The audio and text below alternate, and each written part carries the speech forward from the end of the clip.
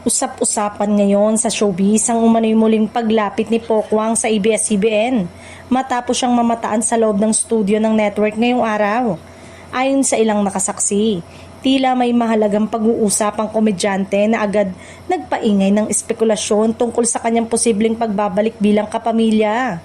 Bukod sa pagbisita sa ABS-CBN compound, napadaan din umano si Pokwang sa set ng It's Showtime. Mainit siyang sinalubong ng ilang host at production staff at agad ding nakipagkwentuhan sa kanyang mga dating kasamahan sa programa. Makikita umano sa naging pagbisita ng komedyante ang pagiging relax at masaya nito na lalo pang nagpaigting ng haka-haka na maaring may bagong proyekto siyang tinatalakay sa network. Marami ang nakapansin na tila muling nabuhay ang koneksyon niya sa kapamilya family.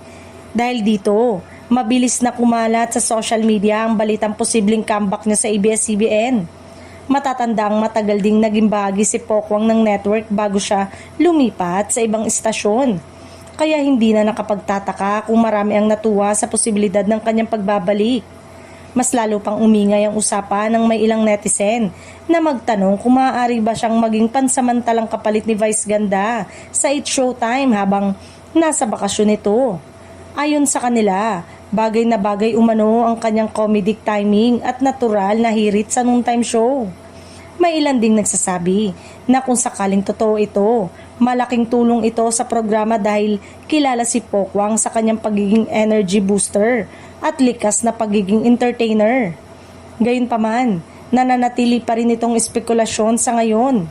Sa kabila ng mga usap-usapan, wala pang opisyal na pahayag mula sa ABS-CBN o sa kampo ni Pokwang tungkol sa tunay na dahilan ng kanyang pagbisita. Hindi pa rin malinaw kung ito ay simpleng courtesy visit lamang o simula ng panibagong proyekto.